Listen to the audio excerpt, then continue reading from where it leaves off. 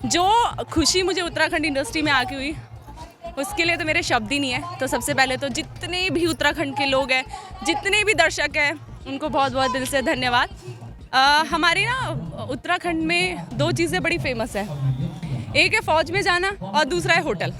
उर्फी जावेद जो है एक बड़ा नाम है पूरी इंडस्ट्री का, उनके बारे में क्या कहना चाहेंगे, क्योंकि आपकी ओपिनियन भी लोग जानना चाहते हैं उर्फी जावेद के बारे में। शॉर्ट ड्रेसेस पहनने बुरा नहीं है, मैं भी पहनती हूँ, सब पहनते हैं, लेकिन इतने भी शॉर्ट मत पहनो कि हमारे घर वाले ऐसे देखें।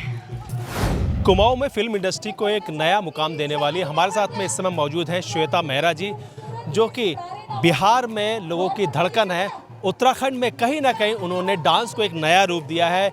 हमारे साथ में इस समय मौजूद है, उनके स्ट्रगलिंग टाइम को भी हम लोग जानेंगे और जानेंगे कि कैसे वो अब नए तरीके से कुमाऊं को देखना चाहते हैं और कैसे जो है आगे बढ़ना चाहती है। मैम बहुत बहुत स्वागत है आपका। Thank you so much. पहले तो न्यूज़ टुडे नेटवर्क का जितने भी दर्शक हैं उनको बहुत बहुत शुक्रिया, धन्यवाद। मैम आप जो है लगातार जो है इंडस्ट्री को एक नया जो है कीर्तिमान स्थापित कर रही हैं, किस तरीके से देखते हैं अपनी जर्नी को लेकर और माइलस्टोन क्या है आपका? हाँ, ये सच है कि मैंने भोजपुरी से स्टार्ट किया। भोजपुरी के बाद मुझे हरियाणा में ब्रेक मिला, राजस्थान में, अभी हाल ही में मैं पंजाब इंडस्ट्री में भी एंटर कर लिया है। और लेकिन जो खुशी मुझे उत्तराखंड इंडस्ट्री में आके हुई उसके लिए तो मेरे शब्द ही नहीं है। तो सबसे पहले तो जितने भी उत्तराखंड के लोग हैं, जितने भी दर्शक हैं, उनको बहुत बहुत दिल से धन्यवाद। और गढ़वाल इंडस्ट्री, फिल्म इंडस्ट्री जो मैंने देखा काफ़ी बड़ी है। कुमाऊं में अभी फिल्म्स इतनी ज़्यादा नहीं चल रही है, अभी धीरे धीरे बहुत वर्कआउट हो रहा है, लेकिन क्रीम पाउडर जैसे गाने ने म्यूज़िक इंडस्ट्री को बहुत उठा दिया है। 8 महीने के अंदर 40 मिलियन होना बहुत बड़ी बात है। हालांकि 1 मिलियन होना भी आज के टाइम में बहुत बड़ी चीज़ है। हाँ, बाकी इंडस्ट्री ग्रो कर रही है, बहुत ज़्यादा अच्छा ग्रो कर रही है, लेकिन अब हमारी उत्तराखंड की इंडस्ट्री भी कम नहीं है। मैम जो आपके और भी जो सॉन्ग्स में आपके जो मैं देख रहा हूँ डांसेस हैं वो काफ़ी शानदार है। जो चाय वाला है उसमें जो है क्या है वो, और थोड़ा दर्शकों को आप बताना चाहेंगे? दर्शकों को क्या ही बताऊं, दर्शक ने ही तो मुझे यहाँ पे बनाया है, उनको मैं क्या बता सकती हूँ। तो चाह को होटल एक ऐसा गाना है। हमारे ना उत्तराखंड में दो चीज़ें बड़ी फेमस है, एक है फ़ौज में जाना और दूसरा है होटल। तो जो बाकी के बस्ते ना वो बेचारों को इधर उधर भेज देते हैं। तो उसी तरीके की मेरे और मेरे हस्बैंड की कहानी है। तो वो जाते हैं भाई काम वाम करने, उनको पसंद आता नहीं है, तो वो एक ही चीज़ बोलते हैं कि चाह को होटल खोलू लो इतनी टनकपुर। भाई टनकपुर एकदम ना क्या बोलते हैं, 2 स्टेट के बीच का एक जगह है, ना ज़्यादा वो शहर है ना गांव है। तो बोलते हैं कि भाई मैं यहीं पे चाह को होटल खोलने के लिए तैयार हूँ, लेकिन मुझे दिल्ली नहीं जाना है। बहुत अच्छी बात आपने कही कि उत्तराखंड में जो है, चूँकि आप रची बसी हैं और पिथौरागढ़ के रहने वाली हैं, उत्तराखंड में जो कलाकार हैं उनको क्या कहना चाहेंगे, जो उनका स्ट्रगलिंग टाइम है उसको कैसे बिताना चाहिए, एक सीख जो है जो उन नए लोगों के लिए क्या कहेंगी? बस मैं यही कहूँगी कि जितने भी नए कलाकार हैं, एक जो किडिश नेचर है, मैंने देखा है बहुत सारे हमारे उत्तराखंड के स्टार्स, उनमें बहुत किडिश नेचर है, उसको थोड़ा साइड करें, प्रोफेशनल बने, अपनी डिमांड्स रखें, चाहे वो फीस में हो, चाहे उनकी रिक्वायरमेंट्स में हो। और जब तक आर्टिस्ट डिमांड नहीं करेगा ना, तो प्रोडक्शन हमारा डाउन होता रहेगा।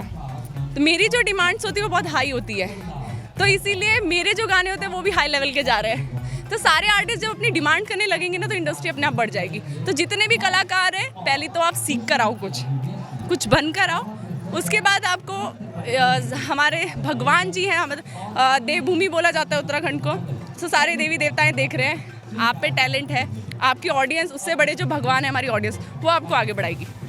उर्फी जावेद जो है एक बड़ा नाम है पूरी इंडस्ट्री का, उनके बारे में क्या कहना चाहेंगे, क्योंकि आपकी ओपिनियन भी लोग जानना चाहते हैं उर्फी जावेद के बारे में? हमारे उत्तराखंड में कहा जाता है कि जो वो कपड़े पहनती है वो हमारे कल्चर में नहीं है। हमारा पिछौड़ा, हमारी साड़ी, हमारे सूट, वो हमारा कल्चर है। उर्फी जावेद का अपना कल्चर है, वो दिखा रही है। हमारा जो कल्चर है वो दिखाते हैं। हाँ, शॉर्ट ड्रेसेस पहनने बुरा नहीं है, मैं भी पहनती हूँ, सब पहनते हैं, लेकिन इतने भी शॉर्ट मत पहनो कि हमारे घर वाले ऐसे देखें।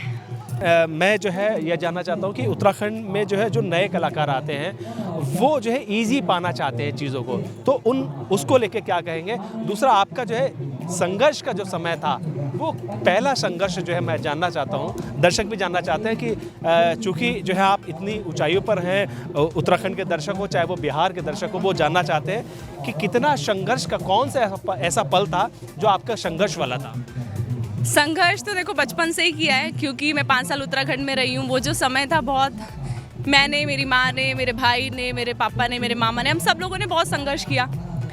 शायद वो संघर्ष नहीं किया होता तो मैं यहाँ नहीं होती। तो जो हमने संघर्ष बचपन में किया, आज हमें उस लेवल का संघर्ष करने का ज़रूरत है नहीं इतनी।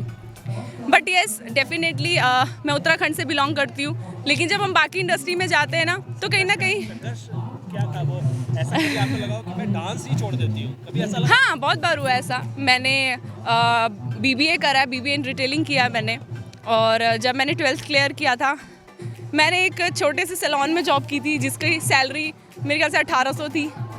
फिर मैंने कॉल सेंटर में एयरसेल में काम किया, फिर एजुकेशन डिपार्टमेंट में काम किया, फिर मैंने बहुत सारी ऐसी छोटी छोटी जगह पे काम किया, होम क्लासेस दी, और एक बार एज अ अकाउंटेंट में लगी थी। मुझे अच्छे से याद है, BBA करी थी। पापा ने बोला MBA कर लेना, मैनेजर लग जाएगी। मैंने कहा ठीक है।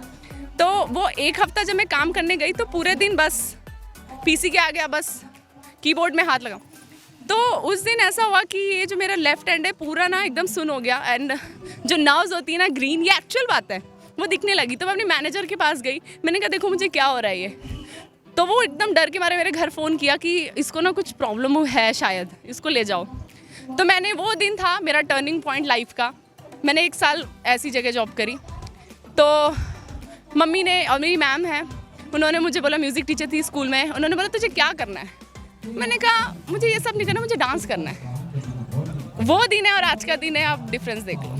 आप देख रहे होंगे कि अपने संघर्ष की कहानी को आपने हुबहू बताया है। संघर्ष ऐसे ही नहीं किया, बहुत बड़ा जो है संघर्ष को लेकर आप यहाँ तक पहुँची हैं।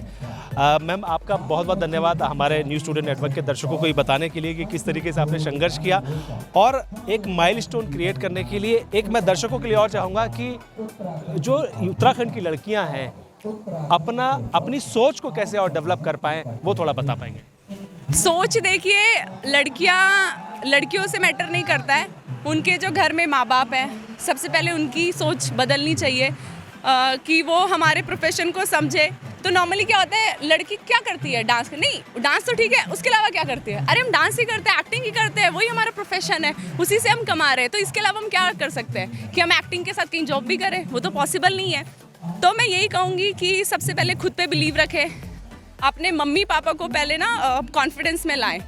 दुनिया जाए भाड़ में, दुनिया किसी के काम नहीं आती है। आप अच्छा काम करोगे तो दुनिया आपसे प्यार भी करेगी और ऊपर वाला भी प्यार करेगा। ऐसा कौन सा कलाकार है जो आप बहुत ज़्यादा उसको पसंद करती हैं, मिलने की चाह है, साथ में फिल्म इंडस्ट्री में आप उसके साथ में काम करना चाहते हैं? मुझे मधु बाला जी, अब वो है नहीं तो मैं कैसे उनसे मिल सकती हूँ।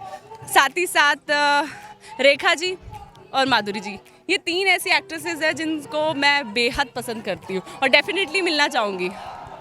ये थी श्वेता मेहरा जी, जिन्होंने बताया कि किस तरीके का उनका संघर्ष का जीवन रहा। अगर आप लोगों को भी आपके संघर्ष से कुछ सीखने को मिले तो हमें आप कमेंट कर सकते हैं, और दूसरा, अगर आपसे कुछ सवाल पूछना है तो आप हमें कमेंट करके बताएं, जिससे के ज़रिए आप भी उस चीज़ को समझ पाएँ और देख पाएँ। बहुत धन्यवाद। Thank you so much everyone. Thank you.